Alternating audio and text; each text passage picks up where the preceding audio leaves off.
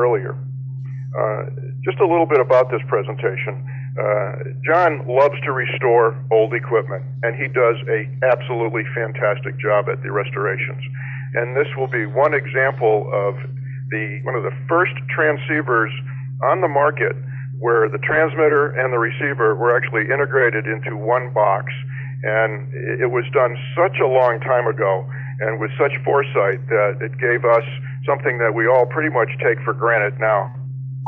You know, I've got 3 transceivers here in the room that are so much easier to use than the separate receiver and transmitter that I have. And it's something that if you have never operated a separate receiver and a transmitter, you should try it, and you will appreciate, I think more so, what John has done with this transceiver and the invention by Art Collins and his gang.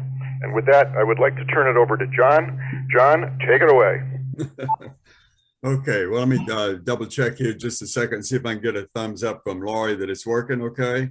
All right. Well, welcome to the presentation, and I hope you enjoy it. A couple of you may have seen this or something similar to it in the past, but even if that, you'll enjoy seeing it again. But for many of you, it'll be for the first time. This is the restoration of a radio that's now almost 65 years old. And so it's a step back in time. Next slide, please.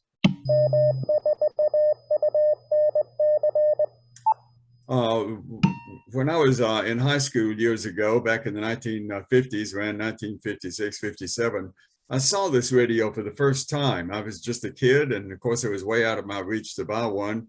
But I always thought, man, I would love to have this receiver. And so after all these many years, a couple of years ago, I heard on the radio one time that a fellow had one for sale and I could contact him in Florida. Well, I paid no attention to it because I didn't need it. I didn't particularly want it, but the more I laid in bed wide awake at night thinking about it, 3 days later, I went to the trash can. His call sign was still in it, and I called him up and he sent me this photograph of it from Florida. Next slide, please. The KWM-1, the restoration project. What is a KWM-1? Well, let me explain that first of all. Next slide. This is a typical boat anchor station put out by Collins Radio. I restored all of this. On the left is a 133-pound transmitter. On the right is a 65-pound receiver and the speaker in the middle. And it was a joy to operate this old equipment, especially back in the 1950s when it was so very popular. But this was a typical boat anchor station that I enjoyed restoring one of them, and it's just a lot of fun to operate. But that's the good old days. Next slide, please. Here's another boat anchor collector some of you would recognize. I don't know that I heard his name mentioned signing in, but everybody knows and loves the W4BOH. If you look right by his nose is right at a Collins, I can't remember the number, a 310B, and I believe he got that from his father, as he also got much of the equipment in the room. But this was a real genuine boat anchor station of the day and time. Next slide, please. What was going on in 1956? Well, Rocky Marciano had retired as the only undefeated heavyweight champion of the world, had a perfect record, 49 total matches, and he won 43 of them by knockouts. All of you remember Elvis Presley. He entered the US music charts the first time with Heartbeat Hotel, the first of 170 hits singles that he did. Elvis also appeared on the Ed Sullivan Show for the first time. My Fair Lady was on Broadway, and the first half-hour serial As the World Turns began on CBS. All of you guys remember all those wonderful things. Next slide, please. KX4P via KR4UB station. First hard drive, a 5 megabyte, invented by IBM, was put on the market. Black and white portable TV sets hit the market. The first transatlantic telephone cable went into operation. All that back in 1956 or so. The first commercial videotape recorder was marketed by Ampex. Tefal started producing the non-stick frying pans that we all love. Oral vaccine developed against the polio by Albert Sabin. Sony exported its first products to Canada, which was a transistor radio. So that's the era that we were living in back then. Next slide.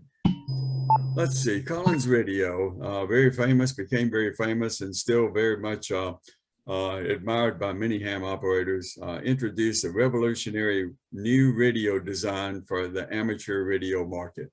Next slide. Here's a picture of Art Collins, born in 1909, passed away in 1987. His call sign was W0CXX, and he's the one that developed Collins Radio, like many people, starting out with his garage, building radio equipment.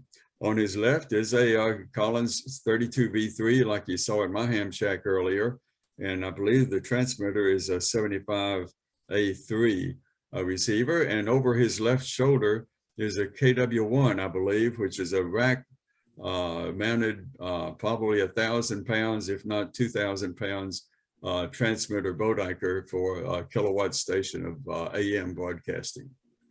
Next slide, please.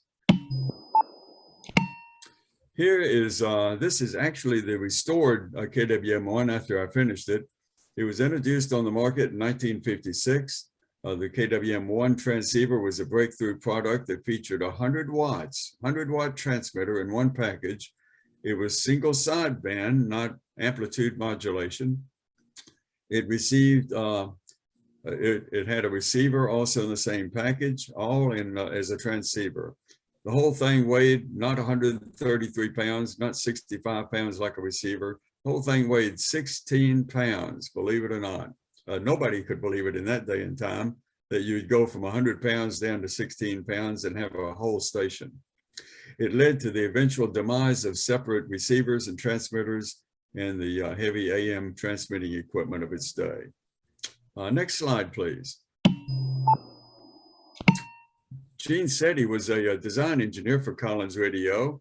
He took a Bodiker receiver, a wonderful Bodiker, the 75A4, took it home, had one, and he modified it so that many of the circuits in the receiver could actually be used for transmitting.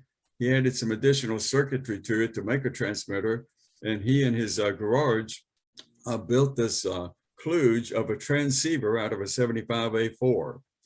Art Collins actually heard about the modification, unexpectedly knocked at his door one evening and wanted to see it. So Gene took him out in the garage and showed it to him, and he immediately appointed Gene in charge of building what became then, within about a year or so, the KWM-1 transceiver. Next slide, please. In 1957, Ted Henry of Henry Radio Sales took a KWM-1 and put it in a suitcase. He had a big business of selling amateur radio equipment, big ads in QST magazine. Everybody knew who Henry Radio was. He got a KWM-1, and as he started to try to sell them, he actually flew to the Samoa Islands and operated as a de-expedition. The whole story was published in the January 1958 QST magazine. Next slide, please. The major features of it, I think we took it out, but there was a photograph of him at the island with a little table and a KWM-1 on it operating from the Samoa Islands. Very impressive. All carried there in a suitcase. Single sideband versus CW. There's no amplitude modulation mode with this radio. It doesn't include it. Most people would say it would not sell because of that. It also had a 100-watt transmitter and a receiver, only 15 or 16 pounds. It could be operated in the automobile as a complete 100-watt station. It could be operated easily portable, de-expeditions and all that. The receiver was a super heterodyne design, transmitter allowing combining oscillators, mixers, IFs, which simplified the circuit.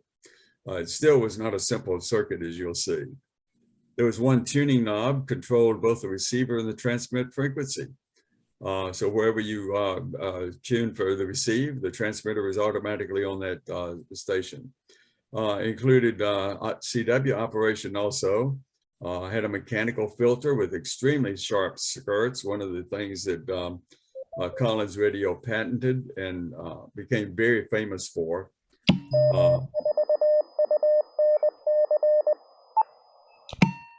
Okay, there was also an optional 12-volt DC power supply or 120-volt AC power supply for fixed station. It was so successful that it was replaced within about a year or so by the famous, very famous KWM-2 versus the KWM-1. It came out in 1952 and became a true classic of amateur radios. This was the predecessor to it. It signaled the demise of amplitude modulation, the rise of single sideband. Probably the biggest feature of it, though, other than single sideband, was it only weighed 16 pounds. Next slide, please. KX4P via station KR4UB. All right. So I heard this fellow had one on the radio one day, and three or 4 days later, I called him up, and fortunately, I beat everybody to the punch of wanting to get this thing. So he sent some pictures. I talked to him, negotiated, felt like I got a good fair price and a good deal, and I got it with knowing that it did not work. It was at the time, it was 57 years, 57 years after I first saw it. It's KWM-1 on the front steps of my QTH. Boy, what a joy to get those two boxes. Fortunately, my wife was out shopping at the time. Let's see, next slide, please. Here it is down in the basement on the workbench. I've just taken it out of the box. The power supply is on the left. It weighs something, I can't remember what, maybe 30 pounds, 35 pounds. The transceiver, 16 pounds, is on the right. And so it's sitting on the workbench looking at it. Next slide, please. So I looked at the power supply, and the man told me this. He told me he had cut off the power cord to it, so because he thought it'd be dangerous for anybody to just plug it in and think it was going to work, and he was absolutely right. But I also noticed there was cardboard on the bottom of it. I didn't know what that was. That was not something Collins would do. There's a rat-eaten looking sort of interconnect cable to plug it to the transmitter, transceiver, and there is this strange looking connector on the end of it. Next slide, please. Here's a top view of it. I think I may have cleaned it up a little bit here, got the dust and dirt out of it. Next slide. Here's the bottom view. And you can see there's old leaky capacitors, frayed wire insulation. The bleeder resistors were burnt. The large bleeder resistor is also damaged physically in its open circuit. High voltage power transformer leads, that was a scary thing, have been spliced with old electrical tape. The leads are all brittle and insulation falling off of them. I think, man, what have I bought here? Next slide, please. Here's a close-up view of the wires coming out of the hole in the chassis where they're coming up and being soldered to the socket of the rectifier tube. And you can see the insulation as I just barely touch it with the X-Acto knife, the insulation falls off. Not only the electrical tape, but the insulation on the wiring falls off. This is terrifying, because where in the world am I going to ever get a transformer? If it doesn't have a power transformer, it's not worth restoring at all. Next slide, please. Here's a close-up after I kind of moved a few things around and things fell off. You can see the old frayed wiring and bad connections, old part. Oh, great, what a mess. How am I going to fix this? Next slide, please. Okay, well, I've taken the transformer apart. The transformer has a bell housing, a metal housing around it. I've removed that. So you see the paper, the brown paper is insulation covering over the coil windings of the transformer. And these are the leads coming out. I'm sure they're brittle. I try not to move them at all, but I'm going to solder leads onto them and see if I can actually restore the transformer and see if the transformer works. So there's a roll of solder on the left, some solder wick, looks like that little copper thing in a blue spool, and so forth. Next slide, please. Here's a little better picture of it. The transformer is sitting on the table. There's a magnifying glass to the bottom right there, so I can really inspect the leads carefully as I solder them.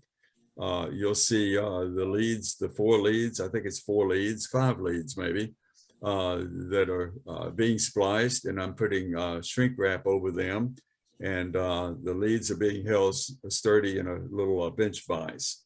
So I'm extending the leads. Next slide, please.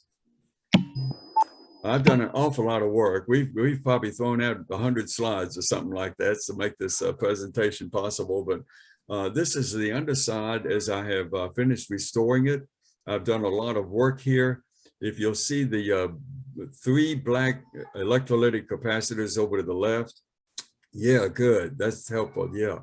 You'll see those. Right above those is a black grommet and the wires coming out. Those are my replacement wires. And they are going over to the tube socket at the top left. And other components have been replaced. The big black bleeder resistor along the left edge there, yeah, that's all brand new. The other one was fully open. If you look up at the top, you'll see a smaller bleeder resistor. That's brand new. The other one was burned up. And then you'll see right below that, a 1/2 inch, you'll see a red component. That's a capacitor. That's new. Back to the 3 black capacitors. Those are all 3 brand new. And you'll see a couple of other ones in there, and all the wiring is all cleaned up. I've done a lot of work to restore this much of it. So I guess we'll move on to, oh, by the way, there's a couple of fuses there. And I rewired purposely the fuses because the way they were wired was designed for a 2-prong power cord that had no electrical earth ground, safety ground. And so I rewired the unit for safety purposes. Next slide, please. KX4P via station KR4UB. Okay, I may have somehow gotten the slide a little bit out of order. I'm back to showing you the transformer before I put it back on the chassis. But nevertheless, you'll see it there. It's set up on the workbench. The leads are, I've got a variac. You'll see in the background, you'll see an oscilloscope to the left. I'm not using that. To the right of that's a variac where I can measure the voltage and the current as I turn the AC input voltage from 0 to about 125 volts. To the right of that's a nice VOM. I'm going to measure the output voltage and see if I can get 850 volts out of this transformer after I repaired it. So I think go to the next slide. Yeah, there I've run the variac up. I've let it sit a long time. You'll see I put the transformer on the table on the far side of the room. You'll see it above the voltmeter. And next to that, you don't see it in the view, but there's a fire extinguisher next to it, okay? Because I had no idea what this thing would really do. But you can see it is up to 120 volts AC input and about 850 volts AC output. So the transformer was repaired. Okay, next slide. I'm gonna have to connect this power supply to the transceiver, and this is the ratty or whatever you want to describe it, a power cord I've got to repair somehow and clean this thing up. Next slide. Oddly enough, this is the power connector that has to plug into the jack on the back of the transceiver. And I'd never seen one like this before. Some of you guys probably have seen these, but I'd never seen one like this. If you look at all the little terminals in the middle, I think there's 22 electrical pins. Those carry the AC, 6 volts AC for the filaments. It carries the bias voltage, minus 185 volts, I think. It carries the receiver B+, 275 volts. It carries the 850 volts for the transmitter. And in addition to that, on either side, there's 2 coaxial pins and jacks for RG58 coax. So all that is going through this one connector. I can't believe they could do this. They certainly did do it, and it worked. A good design, but I would have never thought they could do it. Next slide, please. Yeah, my problem is I've got to repair this jack and make it usable. It took me a week to do it, but I finally completely disassembled it. You see all the pins there. You can see the shell. You can see the coaxial connectors and all that. And they carry all this stuff for this 100-watt transmitter. Next slide, please. This is tedious work. So now I'm showing my workbench with my soldering iron, the spool of wire, tools and all that stuff. And the power supply is assembled and it's turned upside down on top of that pink towel. So I'm working on the bottom of it and repairing stuff. Next slide. Here's the plug. I've finally reassembled it, put shrink wrap over everything. I'm going to put the shell on it. I'm going to check the voltages of it, and then I'm going to plug it into the transceiver and see what kind of smoke I can get out of it. Next slide, please. Here's the finished power supply, all cleaned up and ready to go. I know this looks easy, guys, but this probably took me a couple of months of part-time work on and off to do it. But I was really very proud of that. I got the power supply to work. I thought, well, there is hope. Then it went downhill after that, guys. Next slide, please. Here comes the transceiver. Next slide. Okay, so I've expanded my work facility. I've got on the right a gray file cabinet with all sorts of cleaning solutions and deoxit and all that stuff, tools all over the table. There's my oscilloscope and my variac, all this stuff.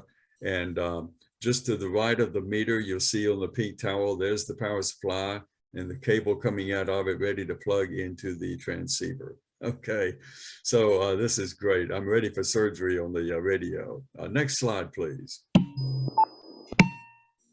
Okay, let's look at the radio. You haven't really looked at that carefully yet, but now let's pay real careful attention to it. I don't know. Go ahead to the next slide. The knobs are all corroded. They're terribly corroded. After all, this was in Florida, you got to remember. The dial slips. The pointer dial does not work. Some of the knobs work. Others, one of them was absolutely, completely frozen. I couldn't turn it with a wrench, I don't think. Lots of dirt elsewhere, including switch contacts, variable resistors, tube sockets, everything else. However, the good news was, and this was good news, the paint and the lettering are very good on the unit. I don't know if you can go back one slide or not. Can you do that?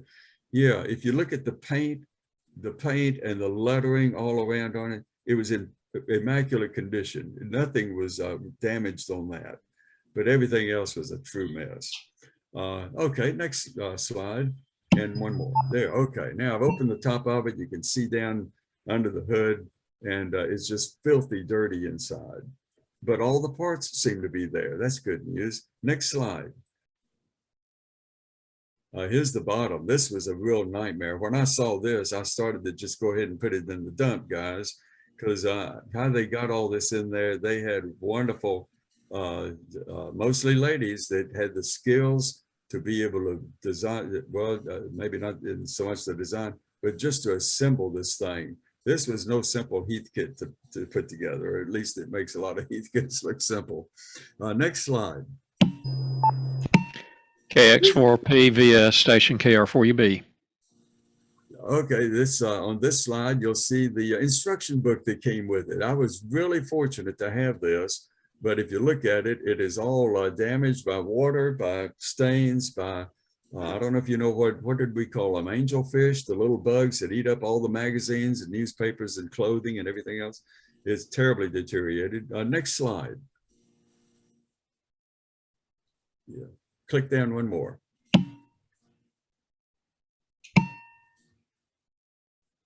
Let's see, next slide. I didn't see anything move yet. I'm gonna take a sip of my drink here.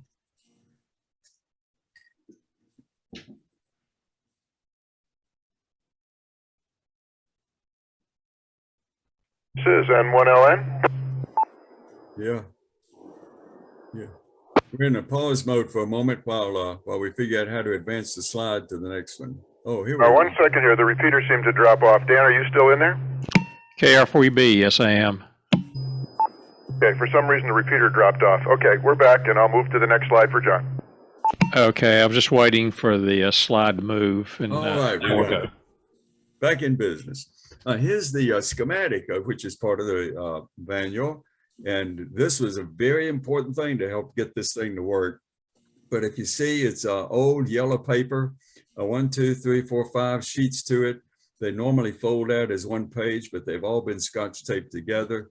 The Scotch tape is all black almost, and it looks like, brings back to me the memories of studying the Dead Sea Scrolls. It looks just like that. Next slide, please. Okay, now there's been a lot of slides deleted between what you saw a minute ago and this one, but I actually have the radio. I'm cleaning it up. I'm using alcohol to clean it. Sometimes I use other substances. I've discovered a few other ones that are really great, but I can't recall right off the name of it. But anyway, I cleaned the chassis good. I've taken it out of the case and sitting on the table here. Next slide.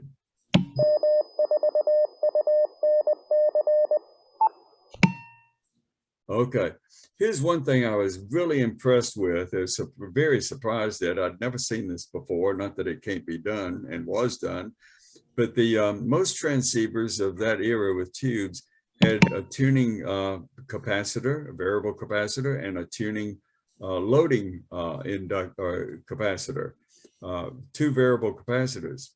The KWM-1 came with 2 variable inductors, roller inductors, not very large, but that's how you do the tuning and the loading in the final of this radio. Next slide. This is all done up on the 3rd floor of my house. My wife didn't come up there very often, and it did have a nice bathroom to it. It could be used as an extra guest room. And so I took the liberty of using the bathroom to do all the cleaning on this old radio. And fortunately, she didn't come up the month it took me to do that. She'd holler at me from the basement, from the stairwell, but it didn't actually come up, or she would have probably not approved this. But I'm in the bathroom. I have a big mirror. I'm taking the radio all apart and putting it back together and cleaning everything. So I've got a soap, I've got water, I've got alcohol, brushes, polish, everything, trying to get the dirt out of this radio. Next slide. Here you can see it again. I've taken the VFO out because the VFO, or the PTO as they call it, the main tuning mechanism did not work, so I had to disassemble that and clean all that. Next slide. I tell you, I almost prayed every time I worked on this radio, because if you break something or lose something, you are going to have a terrible time fixing it or replacing it. But here I've got the LMO, the PTO, the variable frequency oscillator, ready to put back in the unit after cleaning it. So next slide. Here's the little mechanism for the dial pointer, all in a box so I don't lose the parts. I photographed it so I remember how to put it back together, I hope. And I've cleaned it and up a whole lot. Next slide. Here I'm reassembling the little LMO, variable oscillator, into the thing. And then the next slide. Yeah, I'm working on the, by the way, I do get it back in, installed, and I got it to work, which that was a milestone also. Here are the knobs, and I've cleaned them, I polished them up and everything, and they really came out very, very nicely. They're not quite like brand new, but close to it. Next slide, please. Here I'm still working on them. I'm cleaning them with a, what do you call it? A rust remover, stuff like that. Next slide. By the way, if I lost or broke or any of these knobs didn't work, they're extremely hard to replace as originals for the KWM-1. But even the knobs that were frozen, the tuning and the loading coils, I finally disassembled those. I had to put rust remover, what do you call it? The lubricant or something to get them to be able to turn and get them off. But they all cleaned up just like brand new. Next slide, please. Okay, now I've reassembled it, and I'm going to see if I can actually power this baby up and get some smoke to come out of it. Next slide. Okay, with no tubes installed, the first thing I do is turn on the variac, and I bring it from 0 volts up to 120 volts, watching for the smoke. It's brought up, the variac. One thing I forgot to take out was the dial light, and actually it came up and lit. So that was a great day. That was good news. And the big news was no smoke. I couldn't believe it. Okay, this is beginning to look promising for the first time. Next slide, please. I'd taken all the tubes out of it. I put them all in a box, sent them to Birmingham, Alabama, to my friends at the Alabama Historical Radio Museum, asked them to test all the tubes and help me replace any ones that were bad. What they found, I can't remember, 16 or 18 tubes in this radio. They found two of them that were weak. All the rest of them tested good. So they returned them, marked the weak ones, and also gave me a complete set of new tubes in case I ever needed them. Boy, what a joy to know these guys. Next slide, please. Here I am back on the workbench, wires everywhere, a dummy load over to the side there in the foreground, and I'm ready to really get serious about this and try to bring it up. Next slide. Oh, by the way, there is a fire extinguisher, although I don't think you see it in the picture. I always had the fire extinguisher there. Next slide, please. Summary repairs, carefully cleaned and polished everything, deoxid on all the switches. I rebuilt the high voltage transformer, rebuilt the interconnect cable and connector, rebuilt the PTO dial assembly for the variable frequency oscillator, replaced the balance modulator diodes. They were bad. And a friend of mine, Collins Collector in Birmingham, sent me 4 brand new germanium diodes that were a match set. There was a variable capacitor also. Replaced the 3.1, the mechanical filter. That was a miracle to find at a reasonable cost. And I found 3 of them at the Dayton Ham Fest and bought them at an extremely reasonable price. And the guy was happy to sell them. I was happy to get them, but they are very hard to find. Replaced several parts, including bleeding resistors, electrolytics, black beauty capacitors, so forth, that are known to go bad, and calibrated the oscillators and peaked the IF circuits. So this is really coming together, guys. This is getting to be fun now. So next slide, please. Here's some of the KX4P via KR4UB station. Here's a photograph of some of the parts, not all, but some of the parts I took out. You'll see at the top, there's 3 of the electrolytic capacitors that I replaced. There's those black beauty capacitors, maybe 7 or 8 of them across there.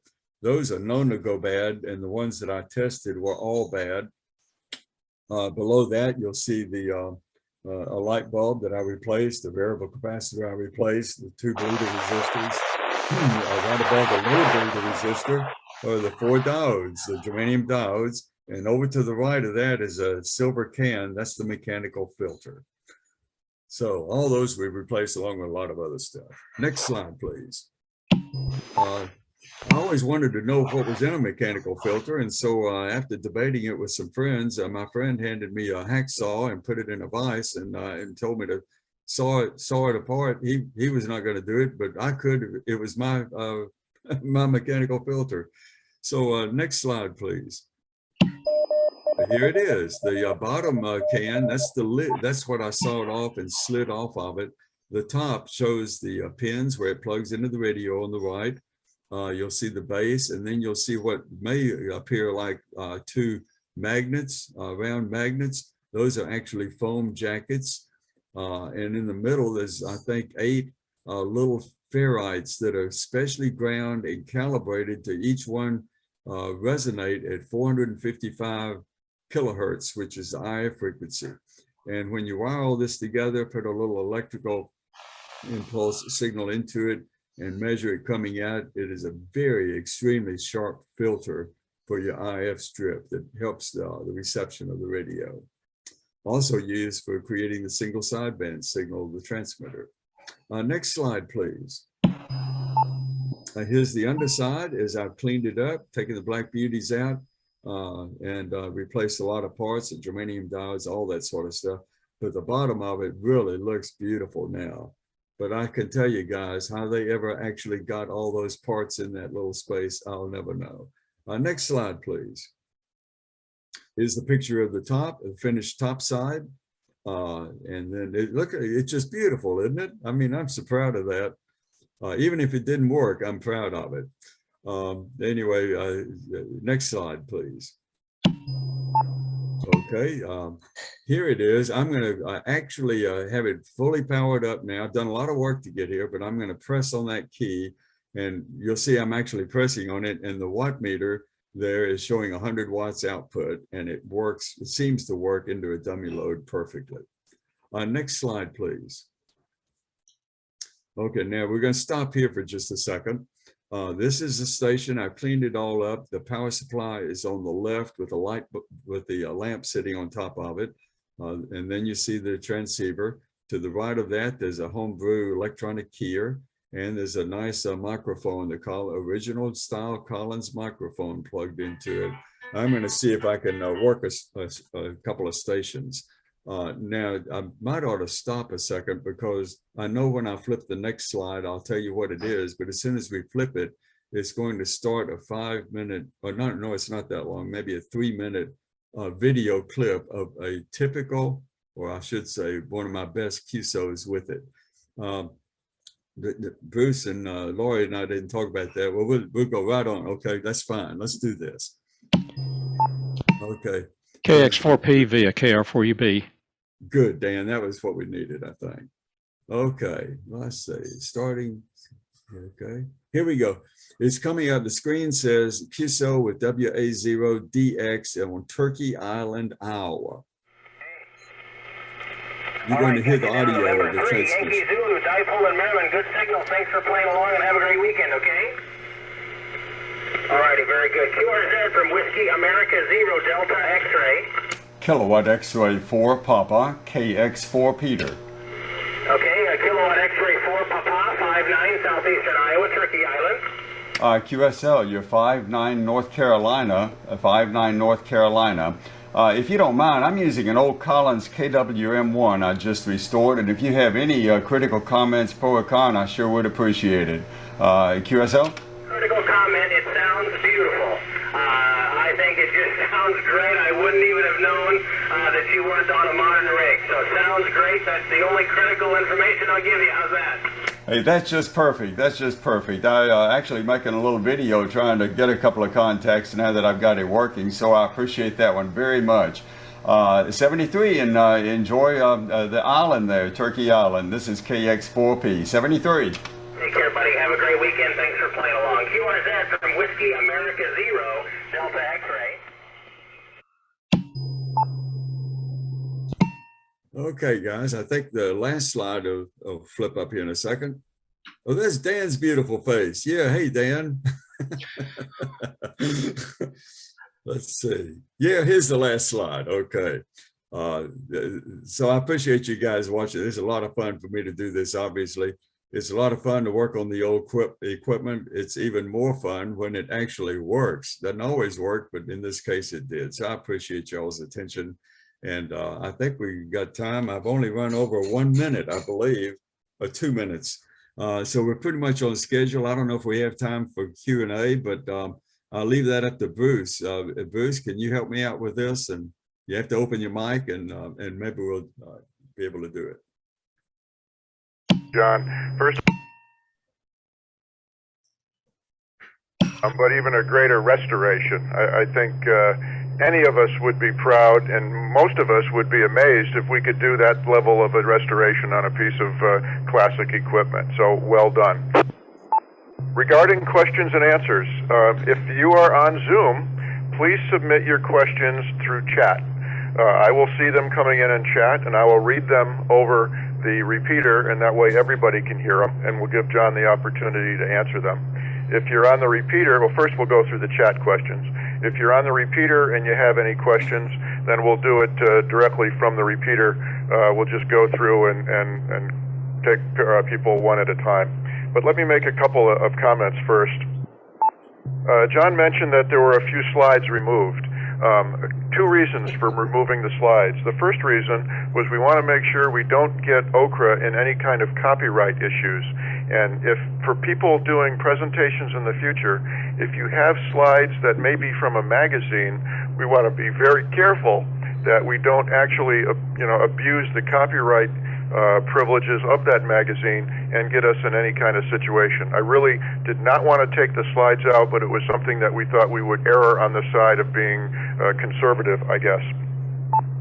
Another reason is we're trying to be all-inclusive this year in the Okra Club so that people on Zoom as well as people on UHF, and if we have anybody calling in on audio conferencing, can also share the slides and follow along as John goes through it on Zoom, but you can follow the slides on your own computer. So we had to keep the slide deck to a reasonable size, and this one here started off about 12 meg, and I think once we got removed a few slides and converted it to PDF, we got it to about 6 or 7 meg. So I hope I did not, we didn't take anything out of the presentation that took from its value. Myself, I thought it was fantastic. So with that, let's open up for questions. I see I've got 4 chats now, so let me bring up chat and we'll see what's in there. This is N1LN.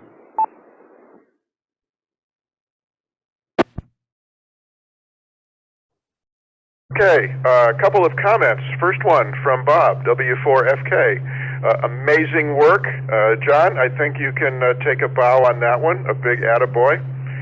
We got one from Bill, KI4RAN, and that was a good restore. Thank you very much from Bill. That's the first 2. Let me see what else I got. Okay, here's a question from Lori. And John, how long did it take you in total for the repairs? I didn't really keep track. I used to keep a logbook, but I didn't in this case. But I would guess from start to finish, it was a very slow process. This was not night and day, but I would say it took about 8 or 9 months all total. Wow, 8 or 9 months. Well, Lori will agree with me when I make this next statement. I don't have the patience for something to take me 8 or 9 months. So, John, major applause and a big attaboy. I have a new message. Let me see what the new message is.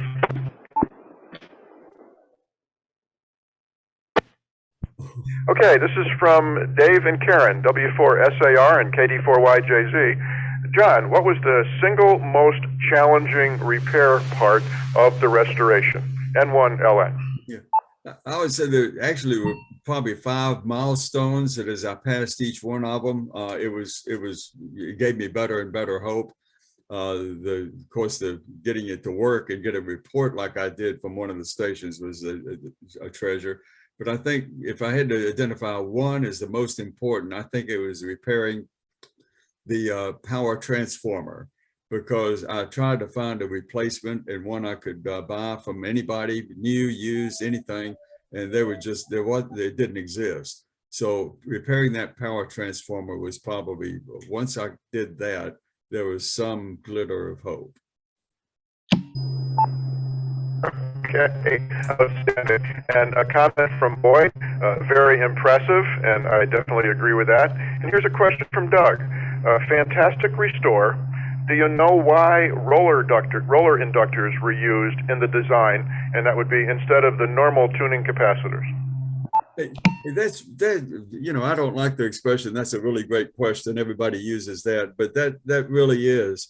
I don't know exactly why they did it, but I will tell you that there's a very famous, and I happen to have one of them, a big yellow manual book that Collins put out all about single sideband and the design of a bunch of these radios like this.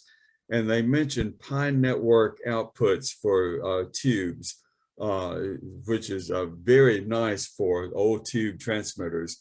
And the Pi network consists of at least 2 variable capacitors and a couple of somewhat variable inductors, and maybe even additional components than that. But there's certainly nothing new or revolutionary about the roller inductors, but I think that they were probably much more expensive than capacitors. And so when they came out with the KWM-2, everybody used variable capacitors. I'd never seen roller inductors. Why they had them, I don't know, but they certainly did work. That was KX4P. This is N1LN. And we have one more question from Bill, KI4RAN, which, John, I think it's a great question, and in a situation that you did not want to find yourself in, what would you have done if you needed a spare part and you were not able to find it? Oh, there are some resources. Not that they can always give you your part, but number one, there's a very large group of Collins collectors. Many of them, even at this age, used to work at Collins and part of the design groups. And a lot of people are experts at this. A lot of them have hundreds of pieces of equipment, parts. They wouldn't throw any of this stuff away. It's like a treasure. And if you go online and look at the Collins Collectors Association, the CCA, Collins Collectors Association, you'll come across it. And they have a wonderful website. They also have a groups IO that through the day, there must be 30 or 40 postings of people selling stuff, giving stuff away. That's kind of a rarity.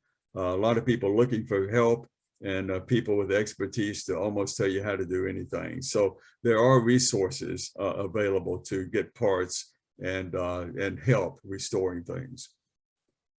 KR4UB. Thanks, Dan. And a question from Sherry. This is a really good one, too, I think. We all know how much new transceivers cost. You can buy an entry-level transceiver or one of the top-end transceivers. Sherry's question is, what did the rig cost when it was first debuted? How much was it when it went on the market?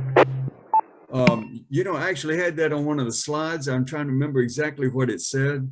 But as I recall, the price of this radio was somewhere around $600 in 1956 or 57, somewhere around $550 or $600, which was the equivalent today of about $3,000.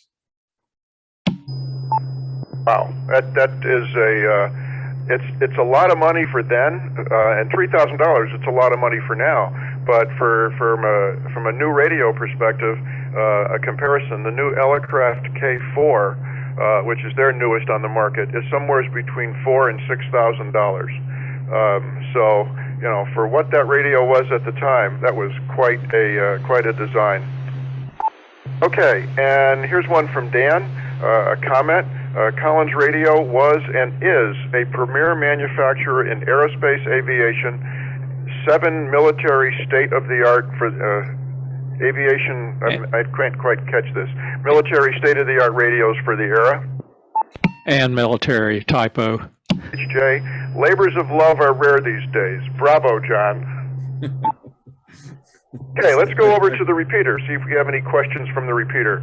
If you have a question, just give me your call sign and we'll do a round robin. This is N1LN.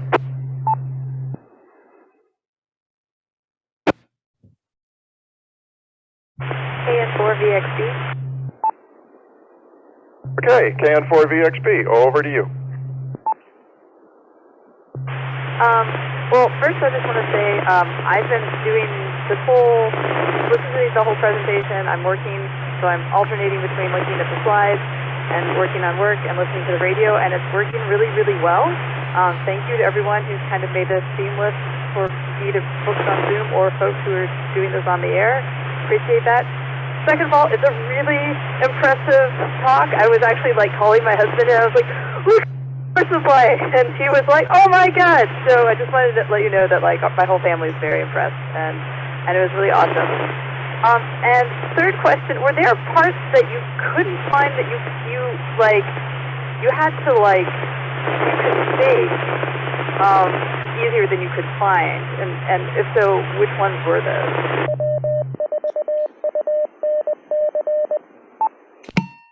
Yeah, I think some of that broke up slightly, but I understand you were asking about what parts were the hardest to find or could not find or whatever.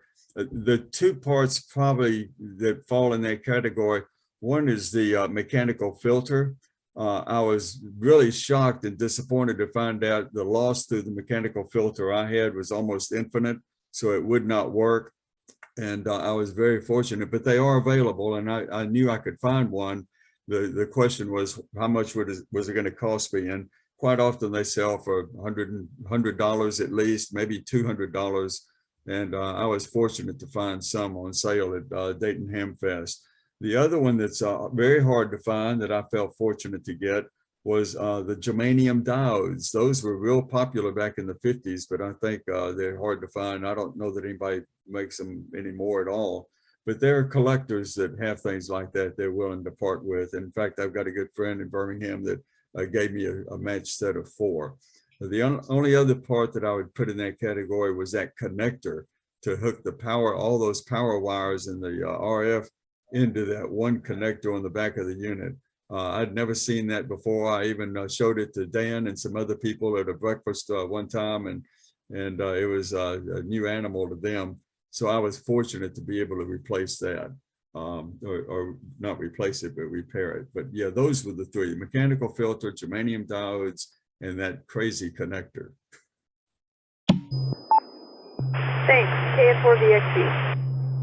Aurora, thanks for the question. Any other questions from UHF before we go back to Zoom? What we're going to do now, if there's no, let me see if there's any questions first. Any other questions? Either on Zoom or on UHF? November 8, Bravo. That's Mr. Bell, N8BR, N1LN. Go ahead. Well, first of all, John, that was a fantastic presentation. You really had your act together, and I think that was a beautiful example of a presentation that'll roll out, hopefully, a series of lots of good ones in the next year or so.